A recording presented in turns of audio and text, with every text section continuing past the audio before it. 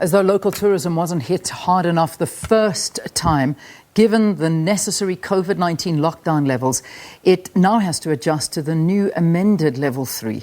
And as COVID-related deaths shoot up, income for the tourism sector and for employees once again declines.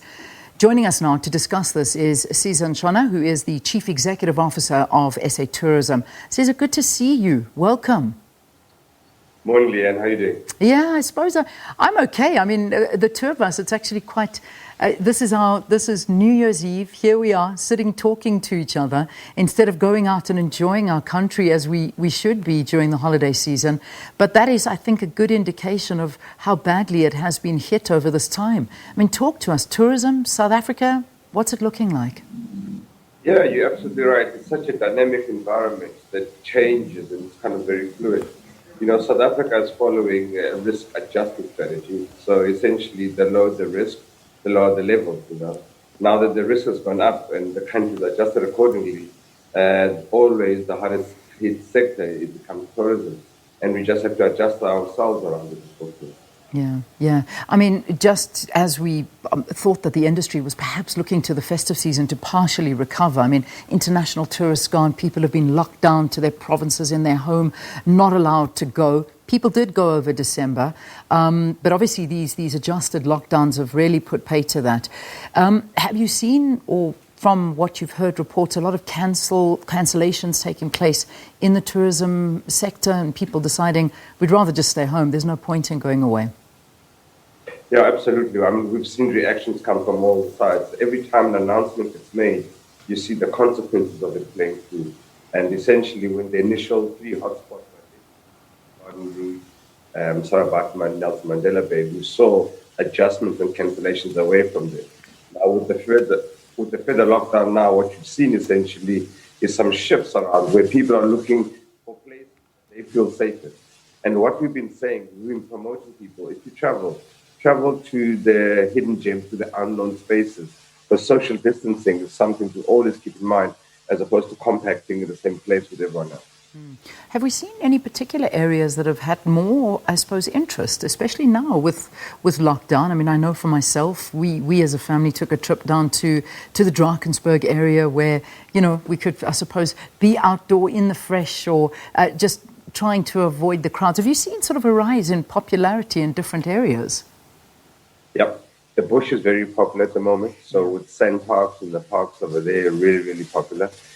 We've seen a bit of a resurgence now in the Northern Cape because it's the only province where the beaching is still open, as an example. You know? So again, you're starting to see these movements and shifts across the country. What you are seeing, however, is still people going to places like Durban and Cape Town, but obviously can't participate in the beach activities and are finding other alternatives, which are far and wide in terms of things to do there. It's actually quite, I mean, we were chatting to you about this just off air. I was saying I saw a photograph of the Marine Parade, just that main strip in Durban. It was yesterday morning, not a soul.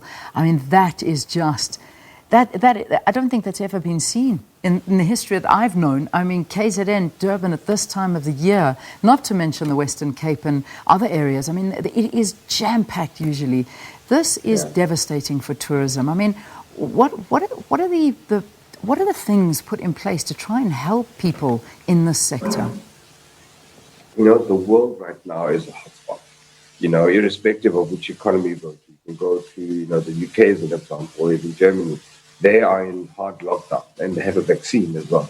It gives you a bit of a sense how the entire world is starting to adjust itself to these changes. Whether it's the second wave, the third wave, we just don't know what to expect with it down the line. We still also have to assess the impact of the vaccine as well and how that is going to change things around that side. As a country, certainly, I think, you know, it's something to look at in terms of how we protect the tourism sector, where there's a resurgence of the UI tours to make sure that, you know, people employed the sector do get some sort of income as well.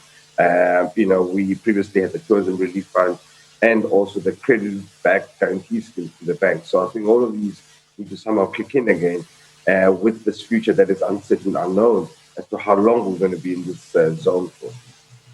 I mean, just from job losses in this particular industry, do you I suppose accurate figures are very difficult because, I mean, it's an ongoing thing. But, you know, the latest figures that you had seen in terms of the tourism industry and the amount of jobs that have been lost, what are we looking at?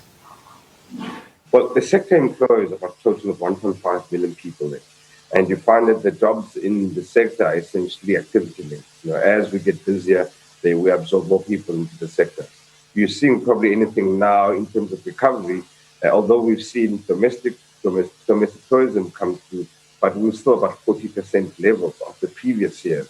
You know, so there's still a lot of headroom and movement in that, you know, from that perspective. So a lot of people are still not fully absorbed in. You see establishments open, but they haven't kind of, you know, gotten the critical mass again. And obviously the jobs that are coming in. So until we start to hit some probably 70%, 80% levels of activity relative to last year, we're still going to see people's jobs essentially on the outside of the thing. Yeah.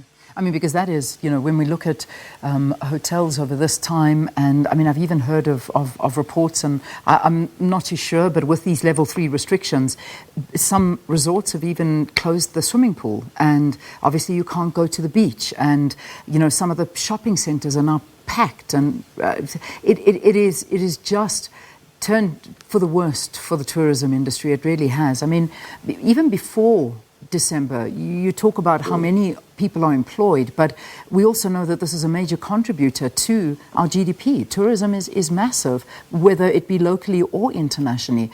How much money of revenue have we actually lost within the tourism industry? Well, this is a rule of thumb. You know, the sector generates about R1 billion a day in terms of, you know, a revenue and income. And obviously being held back, that also has an impact in terms of the lack of revenue collected by the sector.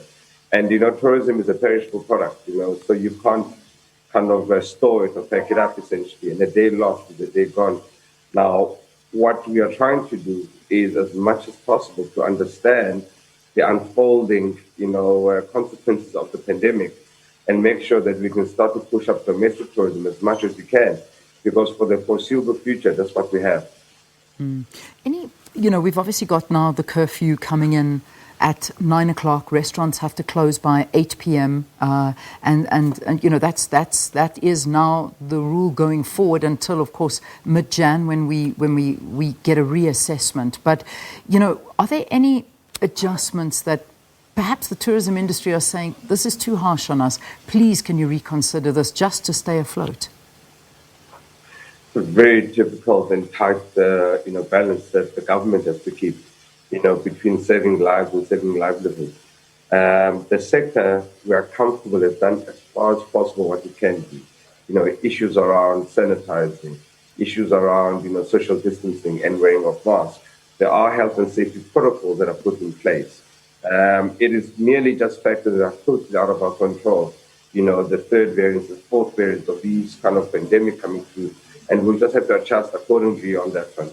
The difficult choices there is about taking the short-term pain up front so that they can have a sustainable recovery further down, as opposed to making reckless decisions now that actually hamper the recovery of the sector. The sector will probably take about 3 years to recover to 2019 levels. It kind of gives you a bit of a sense of where we're at the moment. Yeah, and also, I mean, the amount of places and hotels and you know, small businesses that have had to shut their doors because of what's been going on. They just can't sustain themselves. I mean, I even got a surprise just here in Johannesburg where I saw major hotel chains that have decided to close. You've seen small B&Bs in particularly these, you know, these coastal areas that just can't sustain it. They've also had to close. And, you know, whether they open or not again is a big question mark on this. What can ordinary people do to actually support the tourism sector? I mean, I know it's a long shot, but what do we do to try and help? Yes, I think it's almost, you know, I tell people, you know, travel or tour with a purpose. Get off the beaten track, go to the hidden gems, you know, go to areas of the country that you've never been to before, experience it. And I think once you start to do that, you start to understand that, you know, your tourism rands that you spend act as a catalyst, you know, for that particular area that you've been to. We've got beautiful places in our rural side. And again, it's just about getting people to do summer differently in those spaces. always be mindful that we are in the middle of the pandemic. Wear a mask, sanitize, and social distance all the time. All right. Sisa, thank you. Thanks for joining us. Have a good New Year's Eve wherever you are. Just play it safe, take it easy, and just enjoy yourself. It's Sisa Ntshona, the Chief Executive Officer of South African Tourism. We'll catch up with you in the new year. All right, we're going to take a break. We'll see you after this with what you're going to be doing on this New Year's Eve. I look forward to seeing what some of your plans are. Stay tuned.